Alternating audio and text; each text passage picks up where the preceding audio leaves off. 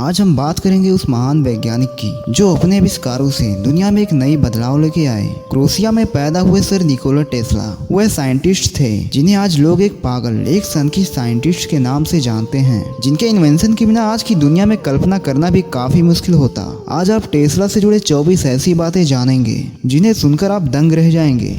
Number 1, Tesla की याद इतनी मजबूत थी कि वो एक बार जो पढ़ लेते या देख लेते वह उनके दिमाग में छप जाता था। अगर वे किसी बुक को पढ़ लेते तो पूरी बुक अपने माइंड में याद कर लेते थे। नंबर 2, टेस्ला कुछ भी सोचते थे या किसी नई इन्वेंशन का आइडिया यदि उनके दिमाग में आता तो वह उसे लिखने या ड्रा करने में अपना वक्त जाया नहीं करते थे, बल्कि सीधा उस आइडिया पर प्रयोग करना शुरू कर देते थे। नंबर 3, सर निकोला टेस्ला को 8 भाषाओं का ज्ञान था, जैसे कि इंग्लिश, लैटिन और इटालियन। सर निकोला टेस्ला इन सारी भाषाओं को बोल लेते थे।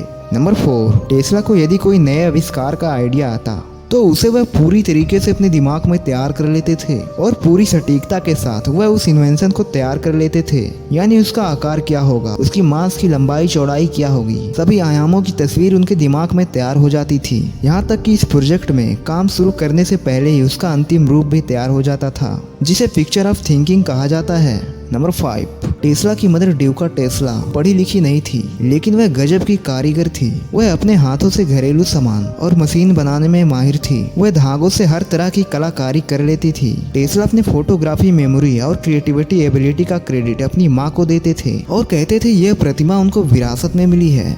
नंबर 6, स्कूल के दिनों में टेस्ला अपने माइंड में ही मैथ की मुश्किल से मुश्किल सवाल कैलकुलेशन करने में माहिर थे। वह अपने दिमाग में ही सभी सवालों का आंसर निकाल लेते थे, लेकिन उनके टीचर्स को लगता था कि टेस्ला चीटिंग करते हैं। नंबर 7, एक दिन टेस्ला जब अपने लैब में काम कर रहे थे तो उनके रिसीवर में उन्होंने कुछ अस्वीकार सिग्नल देखा। इसको लेकर टेस्ला का अनुमान था कि यह सिग्नल किसी दूसरे प्लेनेट से आए थे और उनका किसी दूसरे ग्रह से संपर्क हुआ था। नंबर 8, सन 1934 में टेस्ला ने रिपोर्टर्स को बताया कि उन्होंने एक ऐसा महान हथियार डेवलप किया है जो कि सभी युद्ध को खत्म कर देगा, जिसे डेथ रे कहा गया। टेस्ला ने बताया यह एक रक्षात्मक हथियार है, इसे देश के बॉर्डर पर लगाया जा सकता है और उनकी सेना और एयरक्राफ्ट को देश में घुसने से पहले ही मार गिराया जा सकता है। टेस्ला ने अपनी जिंदगी के दौरान इस बारे में कभी नहीं बताया कि यह सुपर वेपन कहाँ काम करेगा।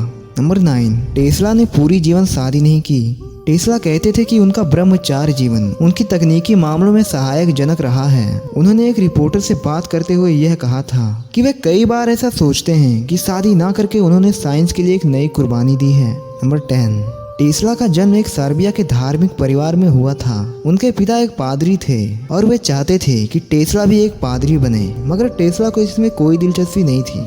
नंबर 11, 17 साल की उम्र में टेस्ला को हैजा हो गया और कई बार ऐसा हुआ कि वह मरते मरते बचे। 8 से 9 महीने के लिए वह सिर्फ बिस्तर पर ही पड़े रहे। टेस्ला के फादर, जो कि उन्हें एक पादरी बनाना चाहते थे, निराशा के पलों में उन्होंने टेस्ला से वादा किया कि अगर वह इस बीमारी से निकलते हैं तो वह उन्हें एक बेस्ट इंजीनियरिंग स्कूल में भेजेंगे। और जब टेस्ला ठीक हो गए तो उनके पिता ने अपना वादा पूरा किया।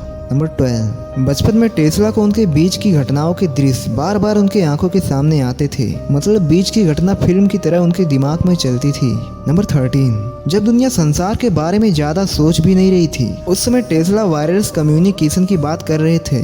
वह अपने टाइम से बेहद आगे आ गए थे और वायरलेस टेक्नोलॉजी से जुड़ी उनकी डिस्कवरी की वजह से आज स्मार्टफोन का वजूद पॉसिबल हो पाया है। नंबर 14, सन 1886 में एक पब्लिक इवेंट में टेस्ला की मुलाकात स्वामी विवेकानंद से हुई और 13 फरवरी 1986 को अपने किसी दोस्त को लिखे एक लेटर में स्वामी विवेकानंद ने इस बात का जिक्र किया कि दोनों की इस टॉपिक पर बात हुई थी कि कैसे टेस्ला की एनर्जी को लेकर आइडियाज वेदांती कॉस्मोलॉजी से मिलते हैं। नंबर 15, टेस्ला ने एक रेडियो कंट्रोल नाव बनाई थी जो कि रिमोट से चलती थी। रेडियो कंट्रोल सिस्टम में रेडियो द्वारा ट्रांसलेट किए गए सिग्नल से डिवाइस को रिमोट कंट्रोल किया जाता था।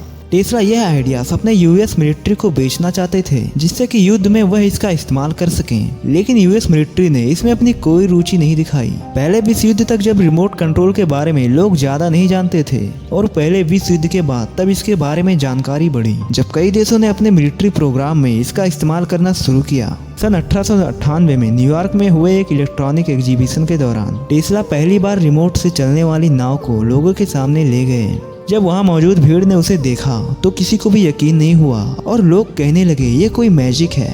नंबर 16, अपने स्वास्थ्य के लिए टेस्ला हर रोज 13 से 16 किलोमीटर पैदल चला करते थे। नंबर 17, टेस्ला को कबूतरों से काफी गहरा लगाव था। वह हर रोज उसे दाना डाला करते थे। टेस्ला अपने होटल की कमरे की खिड़की से भी कबूतरों को खिलाते थे। वह कहते थे कि वह एक सफेद मादा कबूतर से बेहद प्रेम करते थे, बिल्कुल वैसे ही जैसे कोई अपने प्रेमिका से प्यार करता है। नंबर 18, टेस्ला अपनी जिंदगी के अंतिम सालों में शाकाहारी बन चुके थे और उन दिनों में सिर्फ मिल्क, ब्रेड, हनी और वेजिटेबल जूस ही लेते थे। नंबर 19, टेस्ला ने 1884 में थॉमस एडिसन की कंपनी में काम किया। एडिसन ने टेस्ला को ऑफर किया कि यदि इसकी इन्वेंशन जनरेटिंग डायनेमो को मॉडिफाई करता है तो वह उसे $50,000 देंगे और उस जमाने में यह बहुत बड़ी रकम थी। टेस्ला ने दिन के 16 घंटे काम किया और एडिसन को एक बेहतर वर्जन बनाकर दिया और बाद में टेस्ला ने एडिसन की कंपनी छोड़ दी और खुद की कंपनी को स्टार्ट किया। टेस्ला ने एडिसन की कंपनी को क्यों छोड़ा था, इसकी वजह अभी तक साफ नहीं हो पाई, लेकिन कहानी कहती है कि एडिसन ने टेस्ला को जो $50,000 देने का वादा किया था, इतना मेहनत करने के बावजूद भी उन्हें पैसे नहीं दिए गए थे और एडिसन ने टेस्ला को यह कहकर पैसे देने से इनकार कर दिया कि तुम हम अमेरिकन मजाक को भी नहीं समझते। नंबर 20, आज हम अपनी रोजमर्रा की जिंदगी में जिस बिजली का उपयोग करते हैं उसका क्रेडिट टेस्ला को ही जाता है। टेस्ला ने अल्टरनेटिंग करंट को दुनिया के सामने रखा। एडिसन डायरेक्ट करंट को बेहतर मानते थे, जबकि टेस्ला अल्टरनेटिंग करंट को ज़्यादा बेहतर मानते थे।